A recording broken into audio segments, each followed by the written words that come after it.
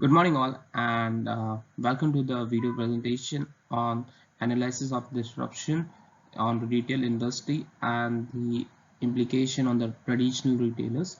So, in this report, we have understood in detail like how the retail industries have been impacted by the trends of e-commerce websites and the things which have came out of the e-commerce.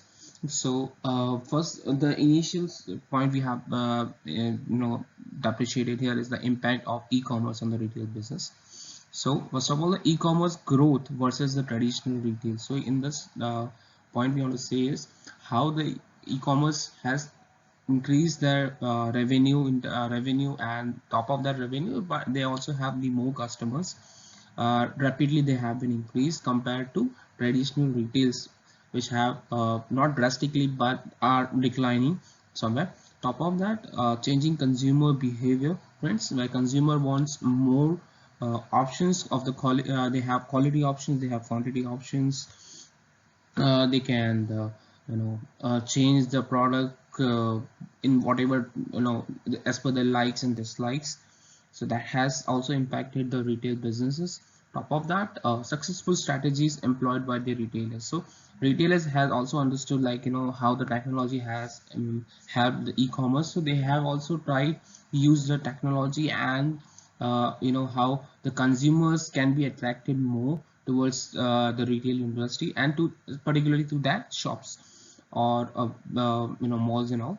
Apart from that, impact of digital transformation. So as I was talking about the digital transformation, like when you went in the store, they are also providing you like online, go and directly pay for the whatever thing you have purchased. You don't have to be in the queue for that. Apart from that, sustainability practices and impact.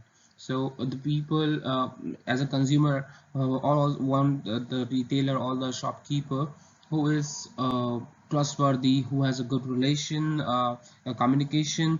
So the retailers also want know that if they have a good communication, so customer is not going to go anywhere. If they have a good communication, if the customer is satisfied, they're going to come back. So that has been increased now because retailers know that it will not take much time for the consumer to go on the e-commerce, as all the things, many 80 to 90% of the things are available online. So they have focused thoroughly on that. Apart from that, if I talk about the report structure which we have the research process we have adopted is defining the problem. As you can see in the reports, like we have defined the problem, whatever to select the topic which I have done that, the topics, after studying details information available and then reviewing the literature. The other process after that is developing a thesis statement. Then we go on the point, like how to write in details the report and conduct your research. That's going to be primary, also secondary research on the topic, like questionnaire, asking the doing an interview with the few people, with the peoples available, doing a questionnaire, understanding their interpreting the research whatever is done, and the secondary data, whatever the reports are available. So understanding from that, interpreting like what the trends have been, if the trends have changed, or the intercept interaction the information has been changed by the consumer. Apart from that, the last third stage is like writing a draft for the report. Then understanding the checking the spellings grammatically if it's wrong, or whatever the changes required in the report, in the research process, we have to do that. And then once the report is done, we have to analyze it properly, and doing a conclusion, recommendation things. Apart from that, if I compare between the traditional retail and the e-commerce, so traditional retails have their own strengths. If I talk about the retailers, so retailers have strengths like in-store shopping experience. They can improve the in-store shopping experience of the customer by sensory engagement, immediate gratifications, that is possible with the traditional retailers, with the retailers, to be precise. Apart from that, if I talk about the personalized customer service, they can talk with the customer face to face, uh, which in e-commerce, I mean, not face to face, but actually they can do a chatting and all. But it's, all customer, all the people like talking face to face. That's make more sense. Apart from that, expert assistance is available on the store, which helps the customer to solve their doubts, any queries they have. And the third benefit, if I talk about, is social interaction. The social gathering is possible, community building is available. In that sense, a traditional retailers have their own strengths. If I talk about the e-commerce strength, there's convenience and accessibility.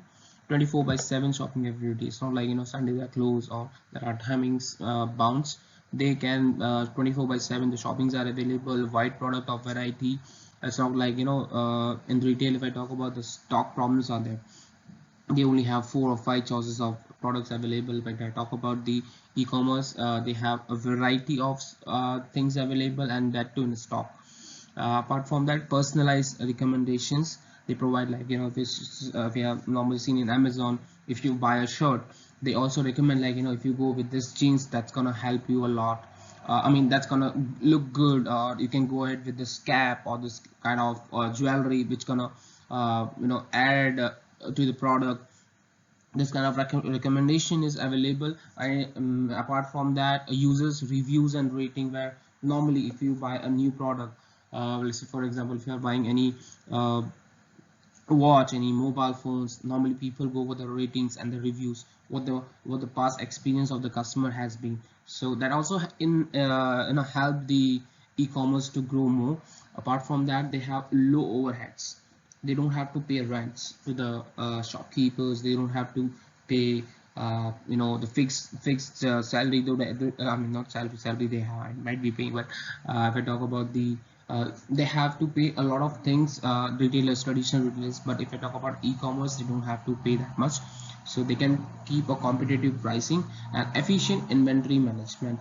So as if I said, they have so many products, and the uh, products available, and the wide range, so they can efficiently manage the inventory. Let's say for example, if they have to sell the, I mean, export the product to the customer in 2 days, they can manage the inventory from somewhere in the one day, and they can courier the things to the customer. But in retail, they cannot, retail shopkeeper cannot go around and buy get the things and show it to the customer. So they have, e-commerce have that strength, own strengths. If I talk about the weakness of traditional retailers, they have limited geographical reach.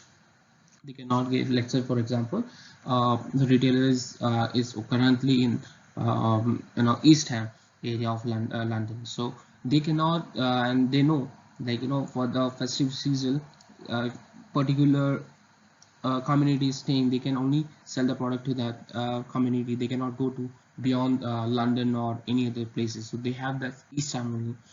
And if I talk about uh, e-commerce, they are in the whole world, you can buy it from anywhere. So limited local presence, operating cost, it's high overheads, staffing and rent expenses are there with the traditional retailers. If we talk about inventory management, so stock out and overstock, that's possible. If we talk about the retailers, they cannot, they don't know what the customer next day the customer gonna be coming and asking for. They can just still think about that, how the consumer gonna behave, what normally consumer gonna ask for. But in the blue moon, if a customer comes and asks for 150 quantity or 100 quantity of and normally people asking for 1 2, so they don't have that amount of stock available. So in that sense also, the stock availability is not available. And let's say for example, you want to have a black shirt, but the customer, the shopkeeper only have white color of shirt. So that's also a problem with the traditional retailers. If I go with the online, I have even pink, blue, white, whatever things which I want, I can have that. So that's the thing. Inventory management, stock out and overstock, as I said. And the seasonal trends, keep on changing. Even not possible for any retailers to have the seasonal trends. Trends are changing every week, so it's impossible normally for any retailer to get to that point. And if I talk about the e-commerce weakness, so they have a lack of sensory experience. If we cannot sense, if normally if you buy a cloth, you normally touch the cloth, would you be comfortable with that cloth or not? So apart from that, many other products are also there. So if I talk about things like this, you cannot touch the product and understand the quality, or that's going to be comfortable for you. So that's a weakness with the e-commerce. And top of that, if I talk about the competitions with the trends, you can even compare the products also, the pricing of the products. Like, one website has this amount of pricing, another product has this amount of pricing, so you can actually compare also. So in that sense, e-commerce, they have a weakness in that. So in that sense, difficult in building trust. They have top of that, customer service challenges, delivery and returns complexity, shipping costs and all. So they are the weakness. Apart from that, if I talk about the conclusion, so e-commerce is reshaping. They are with the I know immediate e-commerce getting so much growth. So retailers have got less business, but now they are moving around, and they are complying with the trends, and they are now getting more business with the changing in the environment and the culture. Now changing consumer behavior, they're understanding the consumer behavior and reacting as a with the same things what they can do. Success requires innovation, digital transformation is imperative, sustainability matters, omnichannel excellence. And the recommendation which we have normally, uh, after the report, thorough knowledge, I have decided this the recommendation, like, omni-channel excellence.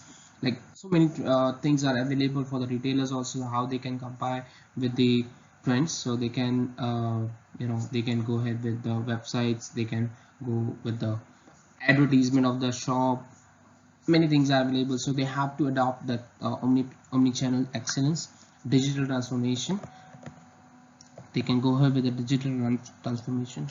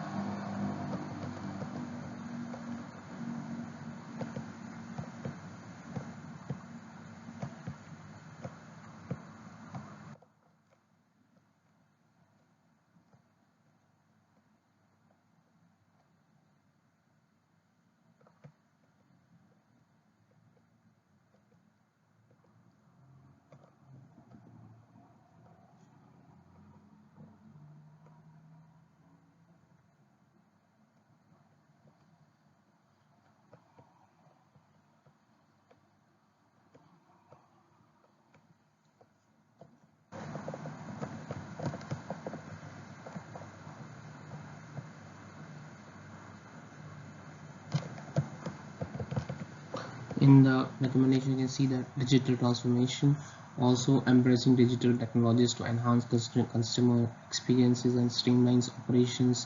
And in short, like, for the recommendation, I've seen, like, retailers have to communicate properly with the come up with something new, offers which normally make the customer walking and buy the product. That's going to be the things. Call to act. If I talk about the critical elements for the success in retail is technology integration. They can have customer engagement, how they can engage the customer, and as make the customer come to the store. That's going to be an important part. Top of that, sustainability practices, ethical sourcing, transparency, eco-friendly supply chain, communicating sustainability efforts. Call to action plan. So what the action they can do immediately to get more customers. Get started today. whatever they have the plan, they have to start by today itself, create an implementation plan, invest in training. They have to invest in the employees, how they can, you know, communicate with the customer more politely, how they can solve the queries of the customers, stay informed. Customers feedback is also an important part. Collaborate, share success stories, celebrate achievements. So that all. Thank you for being giving me this such time to and for the report presentation. That's it from my side. Thank you so much.